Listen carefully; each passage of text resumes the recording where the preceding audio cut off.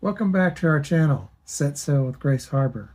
Today's January the 30th, and we're in a new book today, our third book, and it's the book of Exodus. And today we'll be going over Exodus chapters 1 through 3.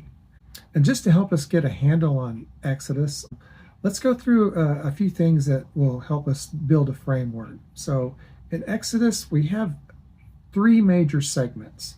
Chapters 1 through 12, you have Israel still in Egypt. Chapters 13 through 18, you have the people as they journey their way to Mount Sinai.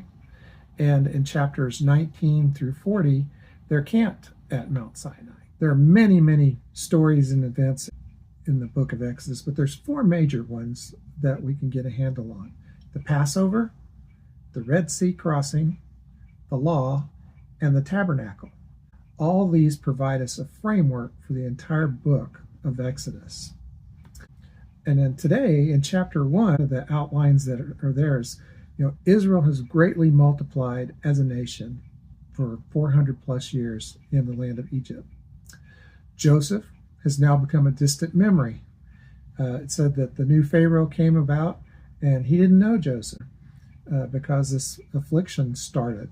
Well, it says that Pharaoh feared Israel, the nation that had grown, and it needed to be stopped. He needed to stop their growth. If you read, he had a couple of plans. First, the midwives, he wanted them to kill the male children, and they wouldn't do it and made excuses about how vigorous the women were. And by the time they got there, the babies were already born, and there was nothing they could do about it. And Pharaoh bought the story. That's kind of move on to chapter 2, and chapter 2 starts with the birth of Moses, how he got his name, because he was drawn out of the basket that was floating in the water in the Nile. And Pharaoh's daughter found him, and she raised him. And then jumps ahead from that point to where he killed the Egyptian. And because he killed the Egyptian and it was found out, he had to flee, and he fled to Midian. When he gets to Midian, he gets married, he has a family, and he starts tending flocks for his father-in-law. And then we get to chapter 3. He's out to minding his own business, and something catches his attention, the burning bush. That would be an attention getter to see something burning that's not consumed by fire. Well, God calls to Moses. And when Moses comes in the presence of God, God reveals his name to him. I am. In fact, he says, I am who I am. And then he tells Moses that he's going to be sent to deliver Israel. Now, those are the main things in those chapters that we read today.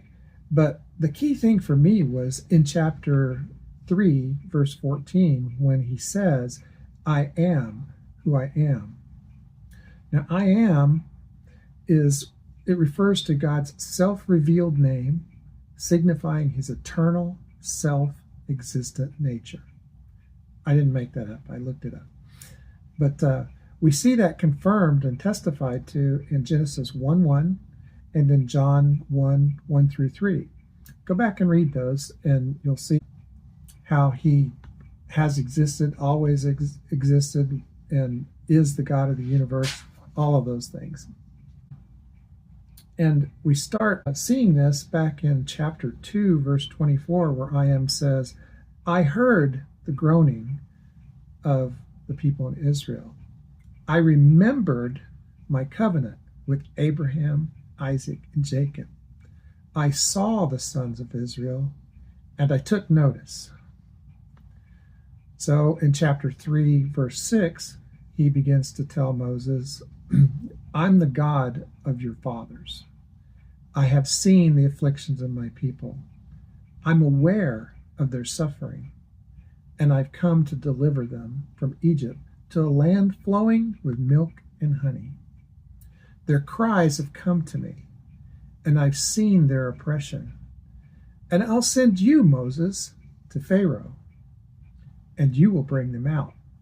Before Moses gets a chance to think about it too much, he says, well, what am I going to tell them? Who sent me?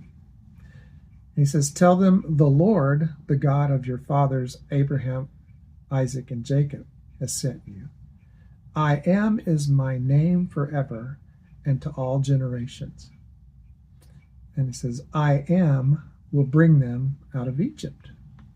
I am indeed is concerned for you. And that's a powerful statement. Indeed, I am concerned for you. And I will bring you out of the land of Egypt again, he states, to a land flowing with milk and honey. And then he reassures Moses, and he says, Moses, don't be too concerned about this, because they will pay heed to your words and what you say. And God even tells him, it's not going to be smooth sailing.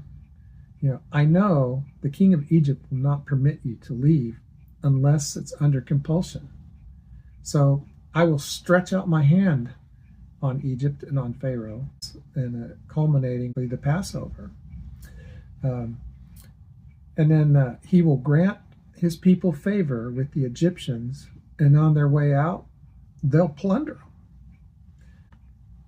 And so that leads us all the way back to Genesis 15, 13 through 14. And that reads as follows, and this is in the New American Standard. And God said to Abram, know for certain that your descendants will be strangers in a land that is not theirs, where they'll be enslaved and oppressed for 400 years. But I will also judge the nation whom they will serve, and afterward they will come out with many possessions. So God remembers his covenant to Abraham. He remembers this statement that he made to Abraham even before he was Abraham, while he was still Abram. And here it is, he's telling Moses, this is what's going to happen. I don't know about you, but that'll preach, folks. That will preach. I hope you've enjoyed going through this today. I know it was a brief summary of the chapters and the book of Exodus, but hopefully we've got some handles now that we can hang on to as we continue to study through this word. Come back tomorrow and see how Moses responds to all this. And thanks for joining us today, and we'll see you again soon.